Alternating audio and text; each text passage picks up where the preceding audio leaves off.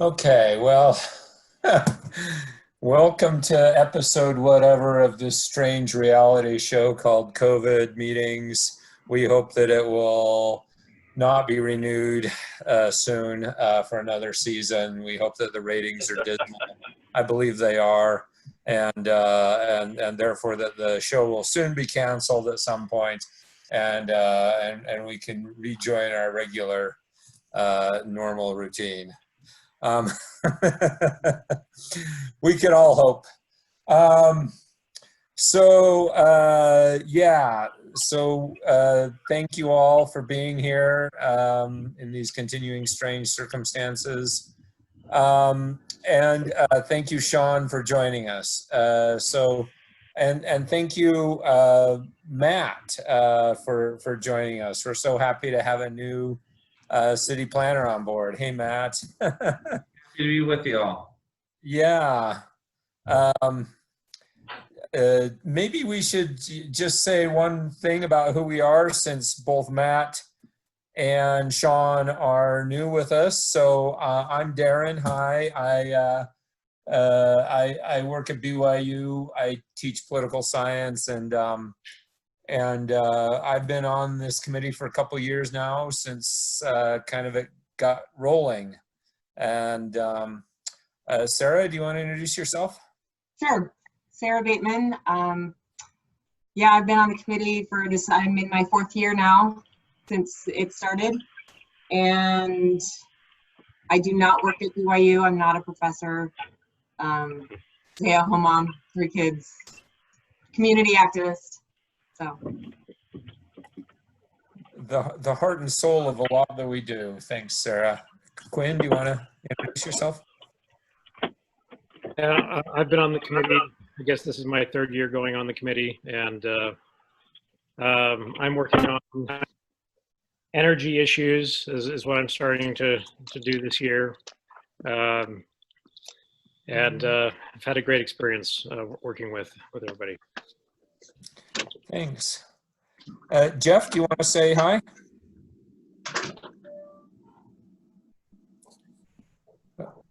We can't hear you, Jeff, if you are talking.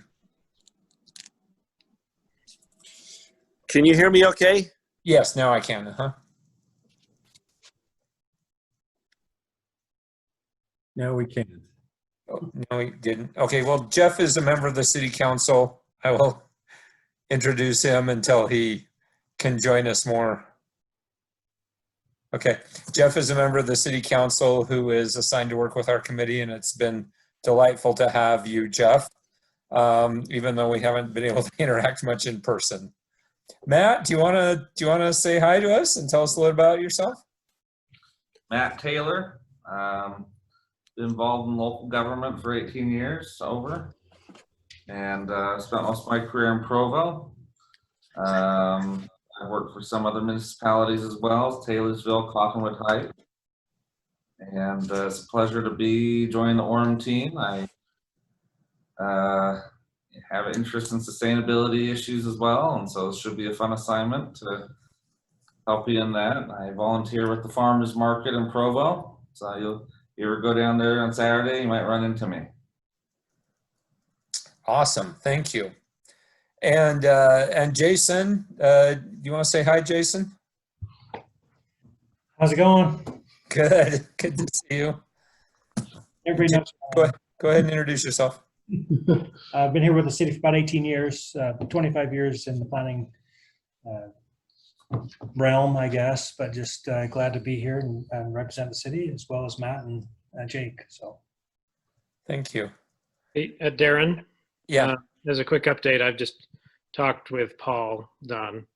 Uh-huh. And he didn't see his Zoom invite, but I just forwarded it to him, so we should anticipate he'll join us.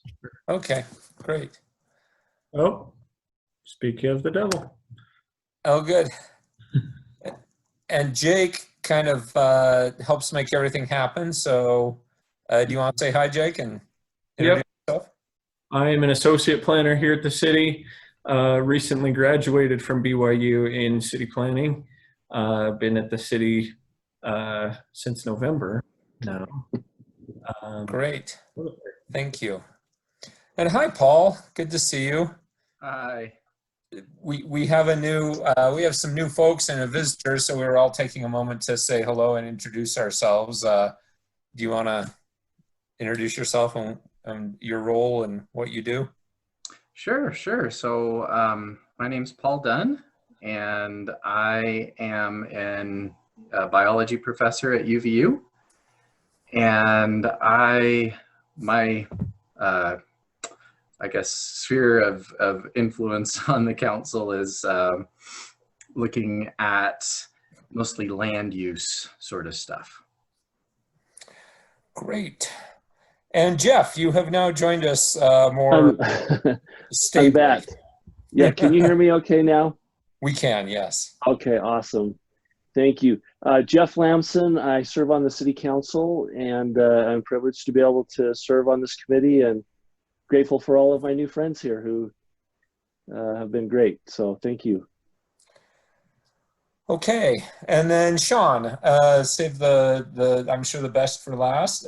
Shawn is has worked with Provo City on easement issues with agricultural land. And when I was talking to my friend George Handley on the city council in Provo, he was telling me about Shawn's role, and I thought, wow, we should learn about this and any possible applications to us.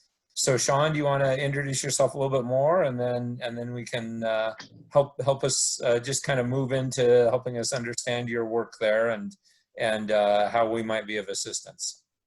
Yeah. So thanks for having me. First of all, it's good to see some of you. I know some of you from other opportunities, including Matt. So yeah, I'm here in my capacity as the chair of the Agricultural Commission in the city of Provo. We've been at it for about 3 years. It started as more of a gardening club than anything else. Lots of gardeners that wanted to promote gardening, which was great. We sort of transitioned more to helping the farmers market, helping local farmers succeed. We've got a couple of CSAs in Provo that we want to help and make sure that they're succeeding, and they're having some struggles with that. And then I think the place where we placed most of our attention is on land conservation in the city. And so the city's, the whole city is under a lot of pressure for development, particularly on the southwest side. And we've tried to identify farms that we think are large enough and significant enough that they should be preserved. And we've had some success in doing that, and we continue to work with it. The most difficult part of it is getting farmers to see the benefit of preserving their land, both the economic and long-term benefits for the community. But once farmers come on board, they tend to see the advantages. So our most recent success, we have a farm on the very west side of Provo, just north of the state park, the Utah Lake State Park.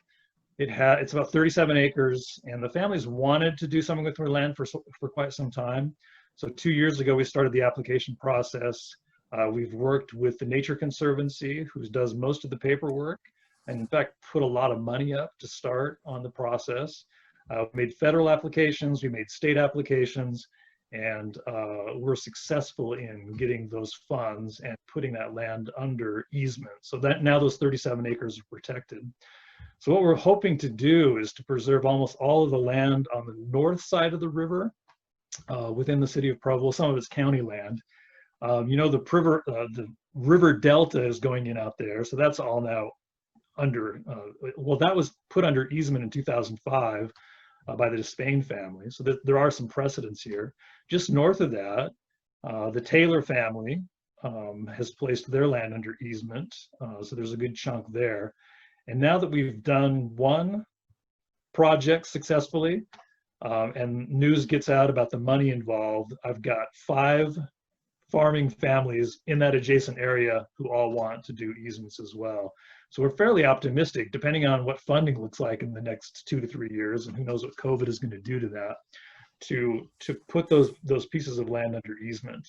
And if you want, I can explain easements very briefly, so you know kind of what it is we're doing.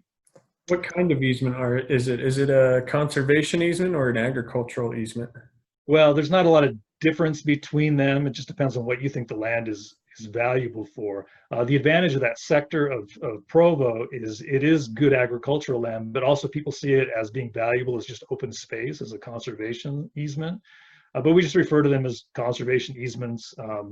But the best way to do this is the family that recently put their land, their 37 acres under easement, their land was appraised for just over $1 million.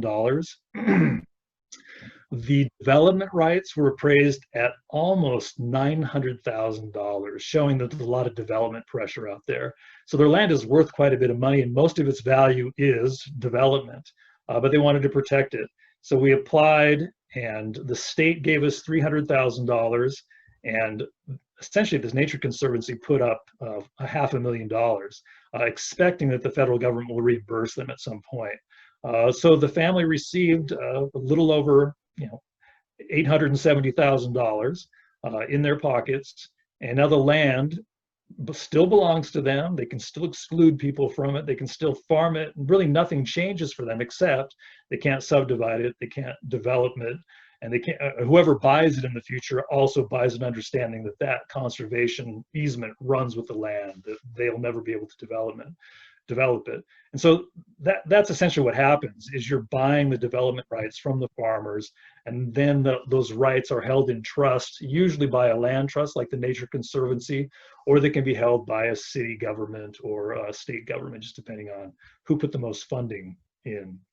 And we think we have a lot of leverage out there because of the value of open space, because there are already existing easements. You've got a river, you've got a state park, now you've got this new delta going in. So we've been successful there. Sometimes it's hard to convince farmers to do this. They see this as sort of government intrusion. They think the government is going to end up owning their land. And so it can take a bit of persuasion. But once people see the advantages and the money involved, that it can be really beneficial. And of course, states have been doing this since the 1970s. Utah has just been a latecomer in this, and in many states like Pennsylvania or Washington State, farmers are lined up for this opportunity. So we're trying to change that culture.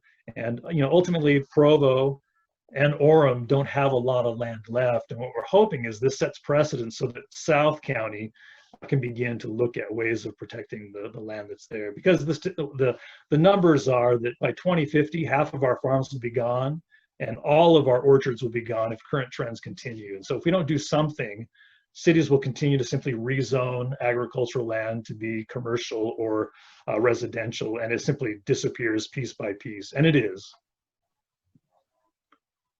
This is really fantastic, Shawn. I appreciate you walking us through the finances of it, because particularly if I was an older farmer, right, who wanted to see the benefits of my land in the near future, right? It sounds to me like you've been able to put together packages that are very comparable to what they would get in development, but that they have intangible benefits that come along with it. And that's a very attractive package to me. I'm really impressed that the financing can come through like that. Yeah, I had no idea going in that this was possible, but the Nature Conservancy has been doing this for quite some time, and the numbers involved can be quite large. And so when you do have a farmer who's really committed and wants to protect their land, we want to compensate them, especially if we think that has community value, right? Preserving that farm has value for the community, let's do it. But you should understand as well that a farmer can also just say, I'm putting an easement on my land and it's done. They don't have to get any money for it. They just give those development rights as a donation and trust to a land trust. And there's significant tax benefits that come by doing that, but it can be done without a lot of money. And what often happens is a farmer will donate a portion of it and they'll get funding for a portion. So we don't want to set expectations too high for farmers, but we were just very fortunate this last time. It was encouraging. I don't know if you saw or if you took the Valley Visioning survey that they did, and they had the 5 different scenarios as far as development in Utah County. And it was really encouraging. It seemed like there was quite a bit of support for leaving a lot of that South County land, trying to protect it for its agricultural value. So that was interesting as far as like kind of broader support. Right. Preserving those agricultural lands. Right. So that's important. There's a lot of political support, popular political support for this. People really do like farms. They like open space. They like local food.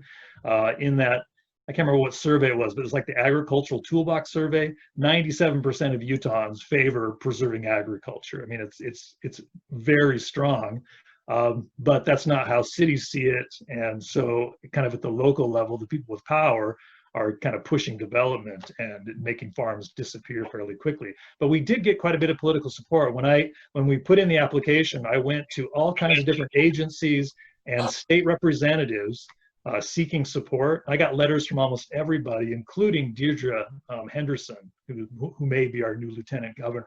So she is very supportive. I think Lieutenant Governor Cox is also supportive of these kind of agricultural issues. So I think there are key people who are in favor of these kinds of things, and they see there are political benefits by standing in front of these issues, but it's still a losing game. We're losing a lot more farmland than we're preserving. It was for that reason that I signed up for 2 CSAs this season. I've been enjoying that. Good for you.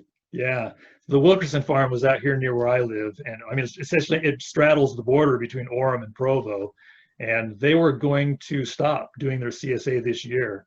And so we had a meeting with them and talked about it. And then a few weeks later, COVID hit. And I said, you guys should probably try again. And so they did. And we tried to push that information out.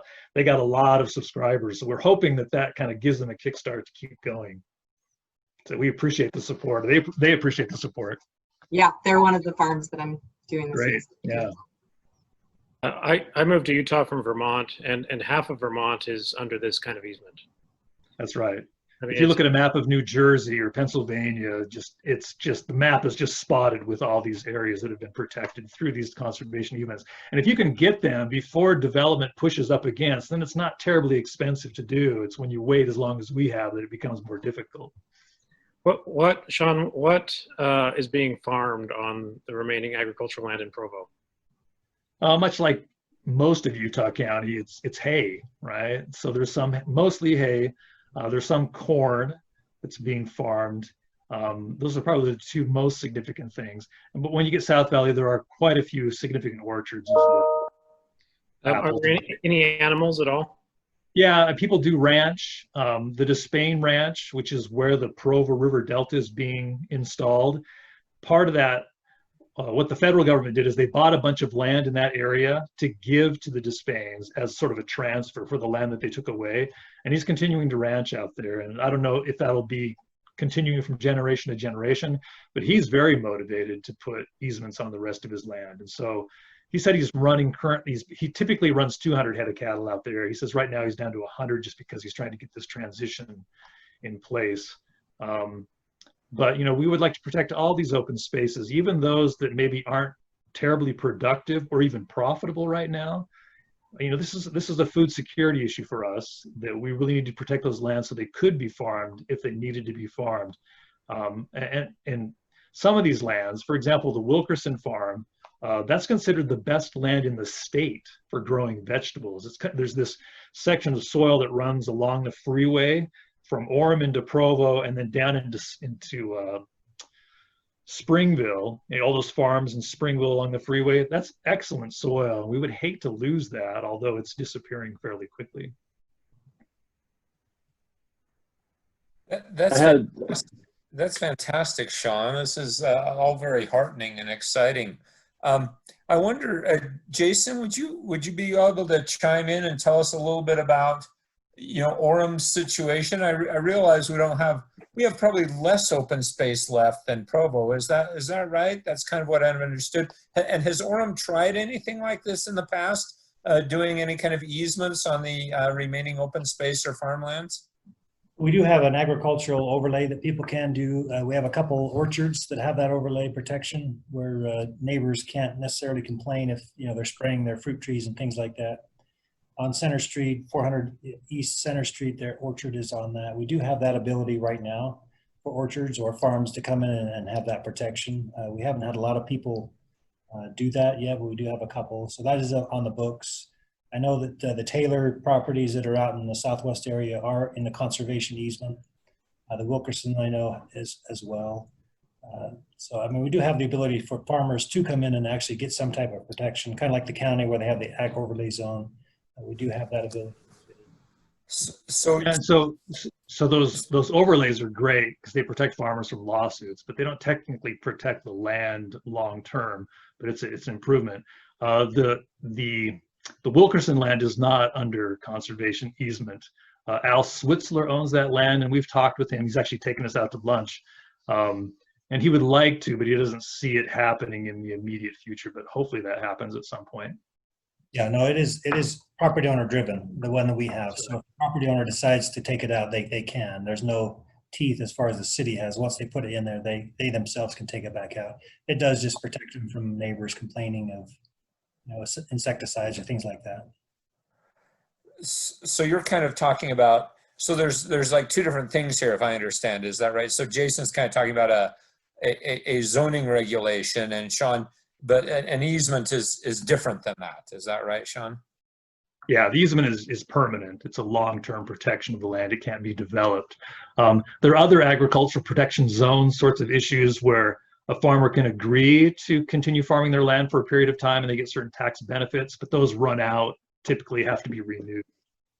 The Klinger farm out in the southwest area, that's over a county ag protection zone that still allows the farmer to take it out, but it does prohibit like a Central Utah Water to just come in and put a water line or thing. So there are some built-in protection from the county ag overlay zone, which is different than what the city has. But so there, and then the Taylor's, of course, is in a permanent conservation easement. So we do have some farmers that have decided, obviously, to maintain their property as agriculture.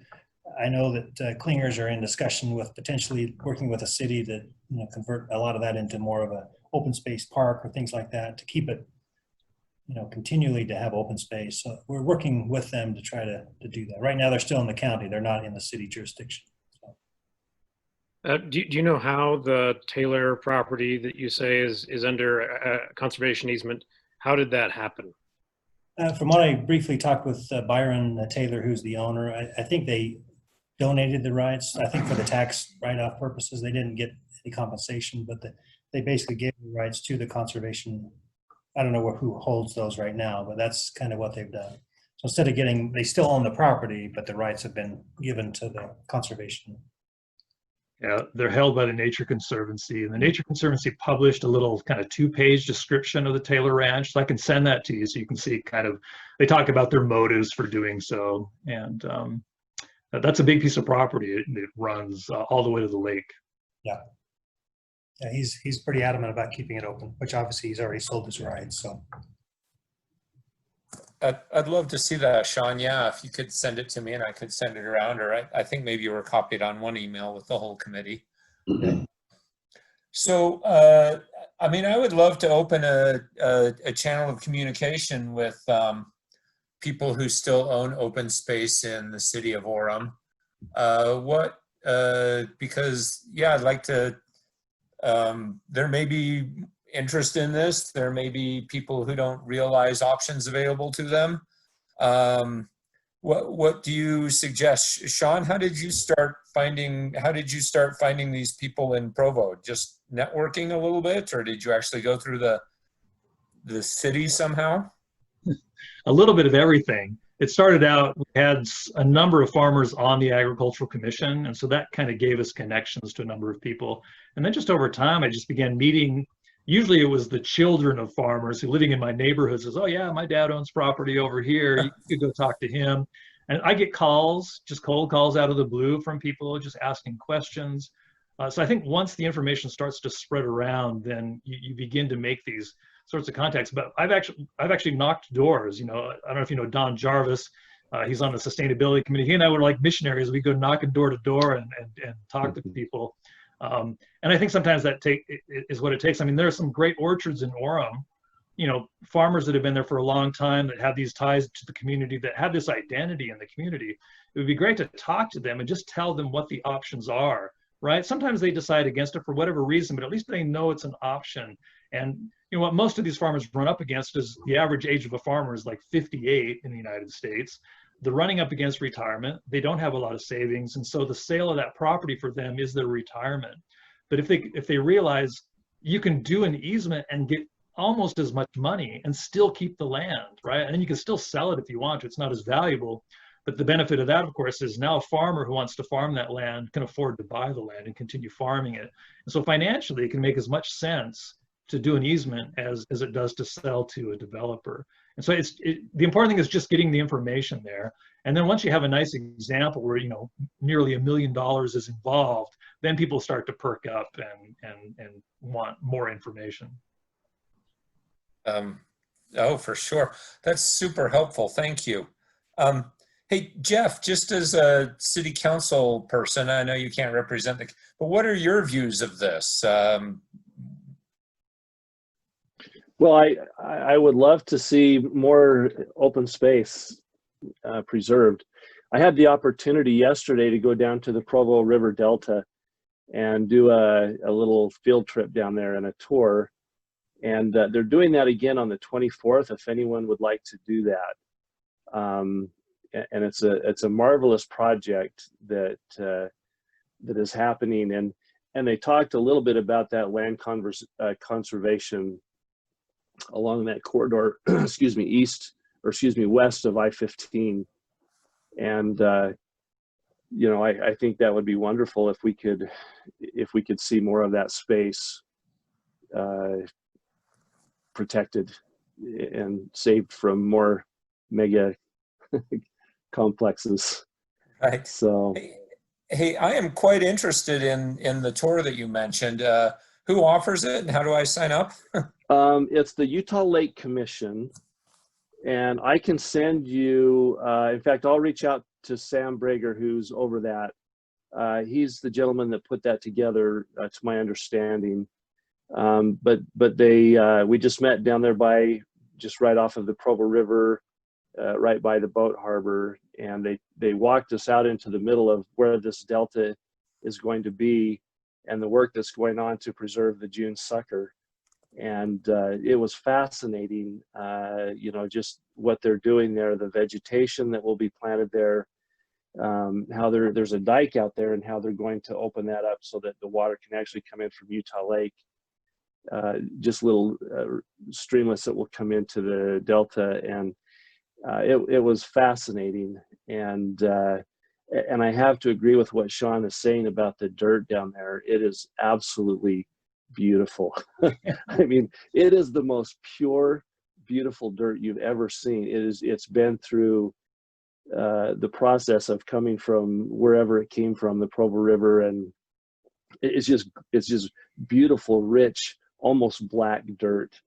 And I could see why that would be favorable for growing. Almost, it looks like you could grow almost anything in it. Yeah. As a gardener, I've been tempted to go down there with buckets and just grab the dirt. If I can share my screen, I can show you a quick map of the area. Is that possible? Okay.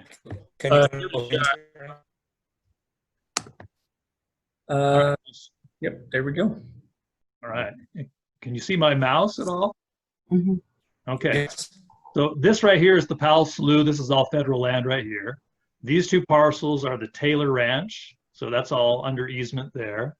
This is the Provo River Delta area that Jeff was talking about. This is the Robbins or Christensen property that we just put the easement on. Then there are three farms right here that want to put easements, and then the Despains, who used to own this and now own most of this and everything along the river, also want to put that under easement. So again, we're hoping everything that's going to be west of the new road that's going in here, Provo High is about right here, will be all protected and into the state park. So that's sort of our goal. And we haven't given up entirely on Southwest Provo, but it's been more difficult there, and development is happening fairly quickly. But we're hoping, again, what we do in the north here will set precedents, and more farmers will see the benefit of doing this.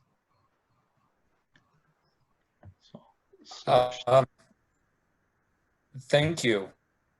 That's fantastic. I've not felt so motivated about something for a long time now. I'm super motivated about this. Quinn, Sarah, Paul, where are you at on this? I'm with you, right there with you, Darren. Yeah, I think it sounds great. I'm just thinking of this orchard just north of me, the Crandall Farms, and I'm like, Yeah.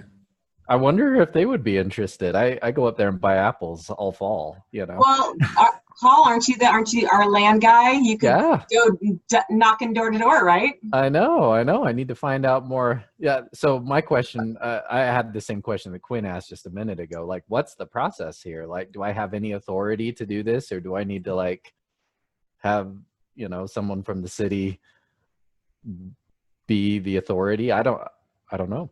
Bring all the names to Jason. Okay. Yeah, you need no authority. I mean, a farmer can do this on their own. Mm-hmm. And to me, the advantage of being on this agricultural commission is it gives me a certain amount of credibility, Yeah. but I could be doing this without any credibility at all. And if you can get, for example, the Nature Conservancy or another land trust involved, that just makes the process a lot easier because they know how this all works and they do all the paperwork. So it's a great service. Up to the property owner to whether he wants to do that or not, but you could definitely ask. Yeah. Yeah, ultimately it is up to the property owner, and so that's where it needs to start. The last time we had a discussion about agricultural land in Orem, which may have been a year plus ago, Right. I was stunned at how little we have left. And so if we were to take the Provo model and run with it, I think we're talking about just a dozen or fewer people that we need to have conversations with, right? And I suspect also that it's a community that knows each other. And so it's not like what's happening in one property is completely blind to what other people are doing with their property, particularly among orchards.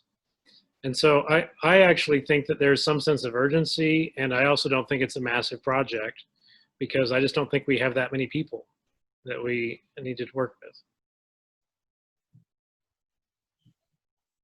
I agree. I am, and I'm tempted we should start with I mean, I don't know if this is in too much detail. I mean, you know, let Shawn go before we get into too much detail here. But I last time we talked about it, I mentioned that personally, and you know, I said that yeah, we can talk to know what we would talk to them about. But now I know, now I know how to talk to them. And Shawn, would you be willing to join us? I suppose at the beginning, if we set up a meeting with others in the area, so you help us? Yeah, I'd be happy to. I mean, I want to kind of proselytize this as broadly as possible. And the more farmers, you're right, those farmers are interconnected. And so once word gets into that network, it tends to spread fairly rapidly. It's surprising how related these people are by blood to each other sometimes. Mm-hmm. Jeff, do you know any of these folks only? Is there a place you might suggest starting? You're on mute, Jeff. Thank you. I don't know any of these people. I know some of the old farm folk in Vineyard, which is sadly disappearing by the moment. But I don't know. I'd be more than happy to go and talk to them and meet with them.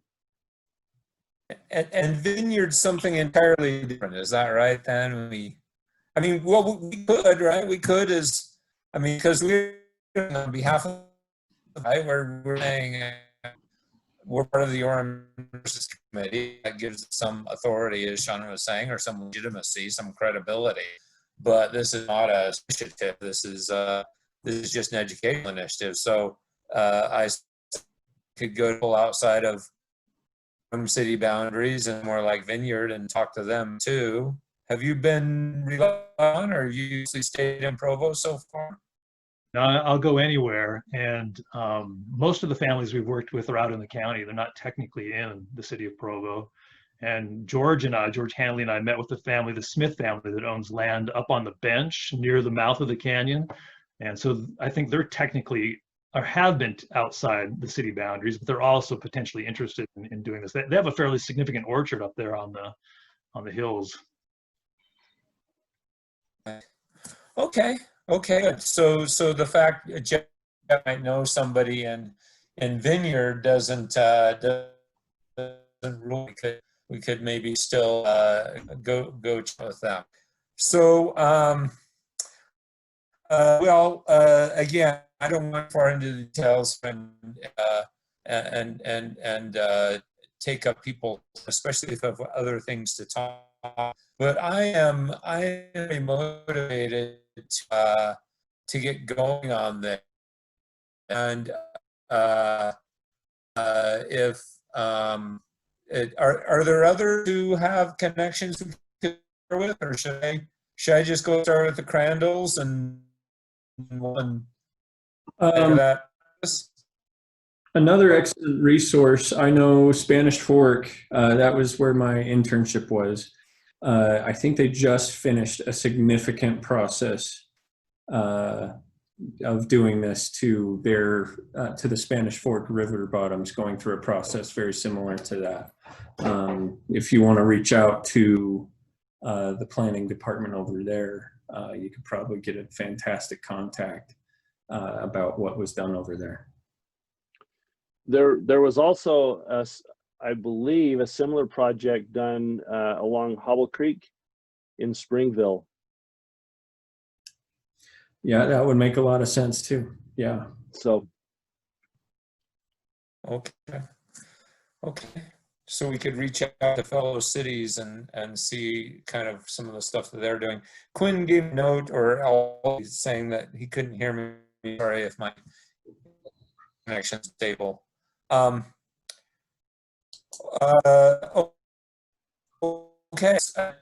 I'm sure how we want to divide this up, but I will start by talking to the Crandalls. I will see if they would be interested in at least chatting with us, and if they say yes, then I will invite Shawn along, and yes, I don't know, it's more awkward to do this by, I mean, to do it in person. I mean, would you even be willing, Shawn, to sit outdoors somewhere at a picnic table, physically distanced, and chat with them? It seems like it might be better than a Zoom call, this kind of stuff.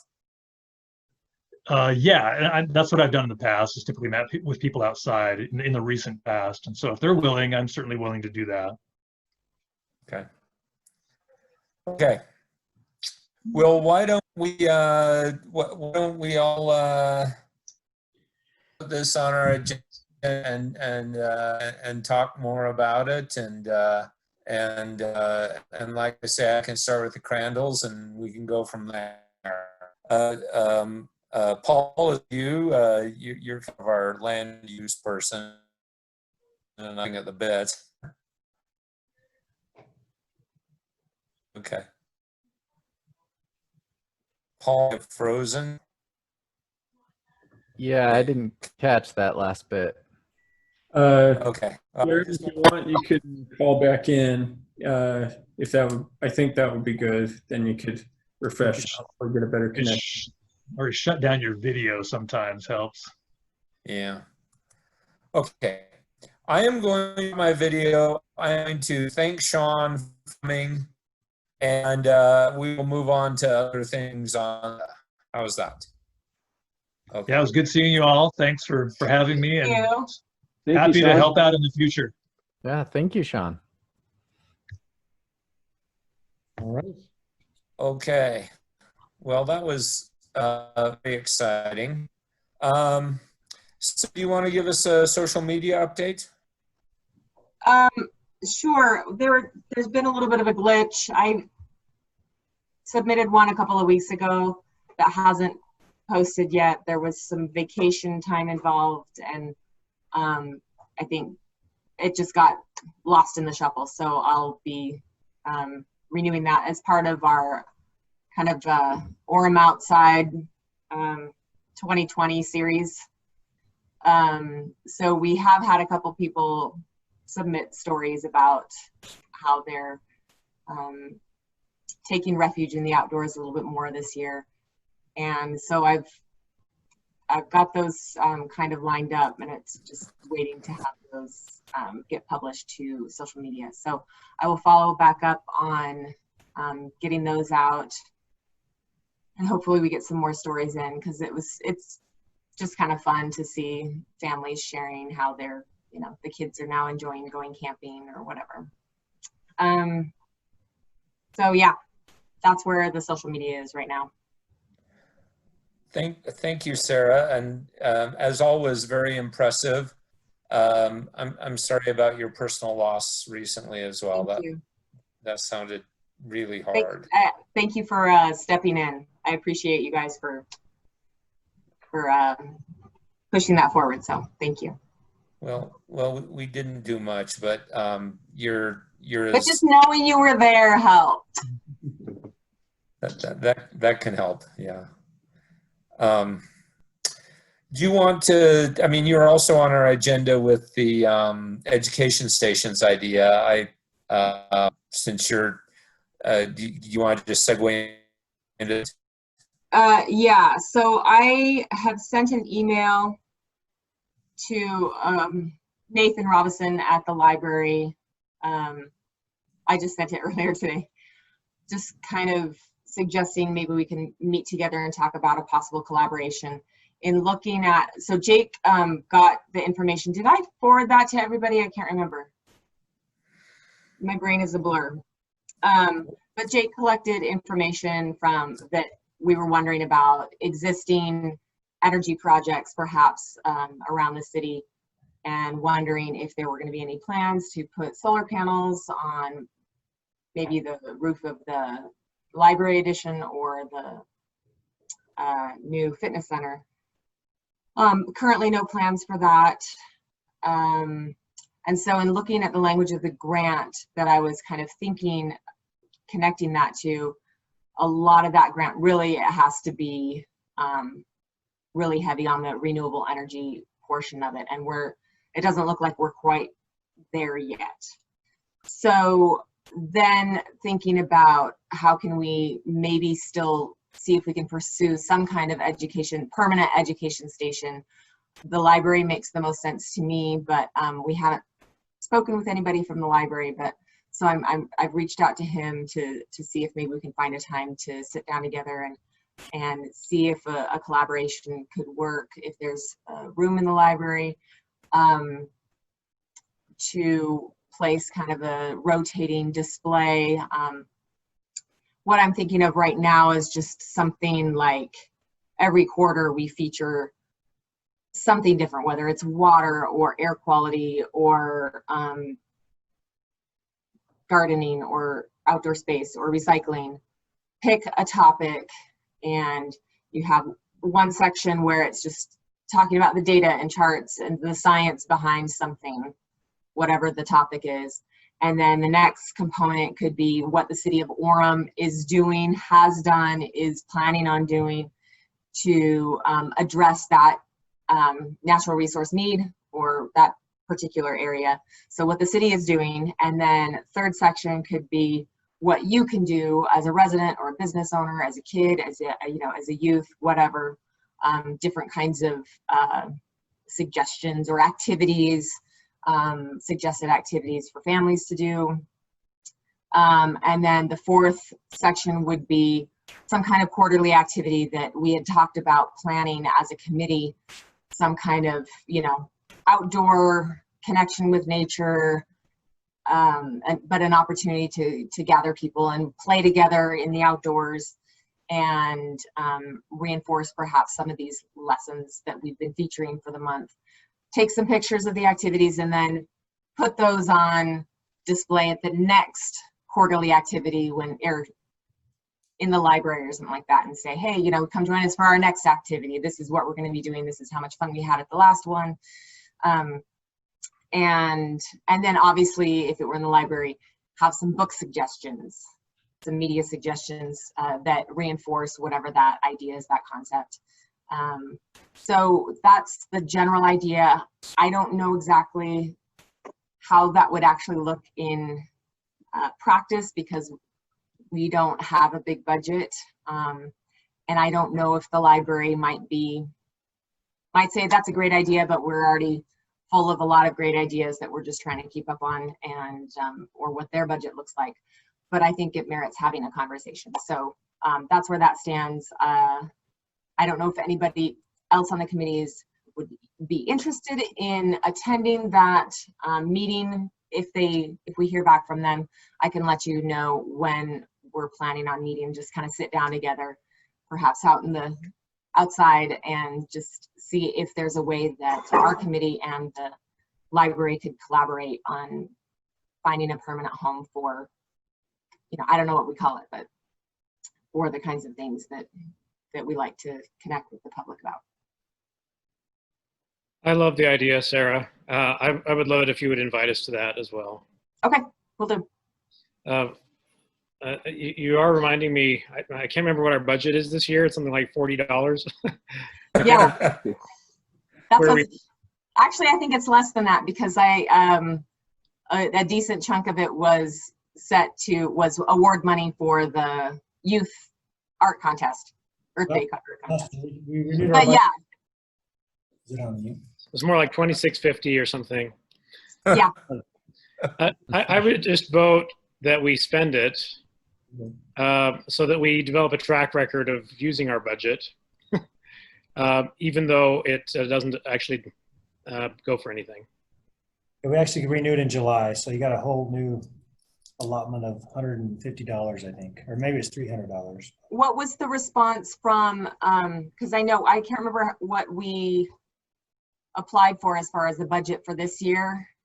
What did the city council, did they have anything to say about some of the budget items that we proposed, or I don't know if you remember any feedback on that.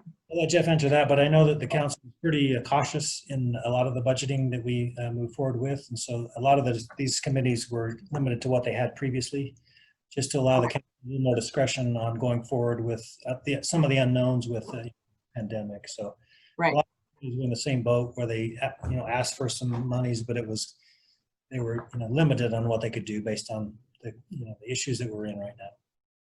So. And Jeff can speak to that, but I know that they are willing to reconsider it as the year goes forward. If the budget still looks good, then maybe we could adjust it going forward, but that would be up to the council. Yeah, and it's a moving target with COVID and everything else that's going on. So, but yeah, thank you, Jason. I will send out the number. I don't remember the number that was actually allotted, but it was started again in July. So you have a fresh new budget, but let me get the total and I'll email it to you, or have Jake email you the amount that you have currently. But to Quinn's point, by all means use it, because on another committee that I serve on, we've noticed that there's some money that's been given out that's not being used, and so then the thought is, well, if they really don't need it, then let's apply it somewhere else. And so, if the budget's there and allotted, by all means, let's do the very best we can with it. Outstanding. Thank you, Sarah. I am also very excited about ideas. You always have such great vision. And thank you for keeping that. And please, let us know forward how we can, if we can meet. Energy update, Quinn. Yeah, I'll do the 3-minute version, and if we need to talk about this, we can put it on the agenda for next time as well. But I'm reporting a little bit on what I said I would do before. We had this idea of trying to figure out who the largest energy consumers are in the city, and trying to find opportunities to meet with them, see what they're doing, see how they think about their energy use, and see if there are ways in which we might be able to be helpful to them.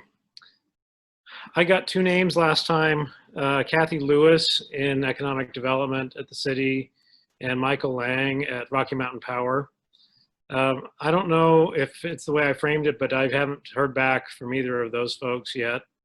One potential thing might be that Kathy, I only contacted her through the City of Orem website, and I'm not sure how that eventually gets to her. But if anybody has any ideas of how I can get those folks to be responsive, that would be a great idea for me. But the second thing that I just wanted to run by you very briefly, and maybe we could spend more time on later, is I think we have an opportunity on energy, and maybe on other topics as well, in the spirit of our sustainability heroes idea that we've been experimenting with, to be an award giving committee. So the reason I wanted to bring this up, Jeff, while you were here, Jake, while you were here, is I wanted to see if the city would have any objections to us giving out like energy awards and actually advertising for nominations through social media, so that in a way we don't have to go out and find everybody, right? But we can issue a call for nominations for a particular award and see if we learn something from people coming out. And I had the idea of maybe approaching Vivint Solar, for example, and partnering with them, that we could co-sponsor an energy use award for a commercial or other large organization that has made the most progress recently in terms of trimming their energy use or moving to sustainable forms of energy.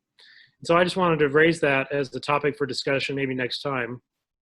But I wanted to frame it to see if that was an idea that you'd like me to pursue. I'll let you know, Provo's Sustainability Committee has established like a green business program where they have, they give out awards or some kind of designation, different levels, I think. Anyway, if you want to check out how they've had theirs set up. Do you have information on that, Sarah? I can email it to you. Thank you. I don't think we would have an issue with that from our end at all. Depends on the type of award. Yeah, it just depends on the type of award, I guess, for that. What type of award would be inappropriate for you? I'm just thinking cost. So Cost, I think, is the issue on that. If it's low cost, then I don't think we would have a problem at all. I think that the financial part of the award is much less important than the recognition. Yeah, I think in principle, awesome, we support it. Yeah. Obviously, we're gonna deal with the temporal matters of that over here, but I think in principle, we would absolutely support that. Yeah, and in my mind, the city wouldn't actually pay for anything, but maybe Vivint Solar would chip in a little bit. Yeah, that would be awesome. Yeah. Also, I can give you Kathy's direct contact information after this call, if you'd like. I would like that. That'd be great. Thanks, Jake. Yeah. Thank you, Quinn. I would be very excited about that too. I think an award is a nice idea. We could do that on water side as well. But yeah, we are out of time, so let's continue this discussion next time. We do have a couple of business matters to wrap up with. We need to approve our minutes from last time.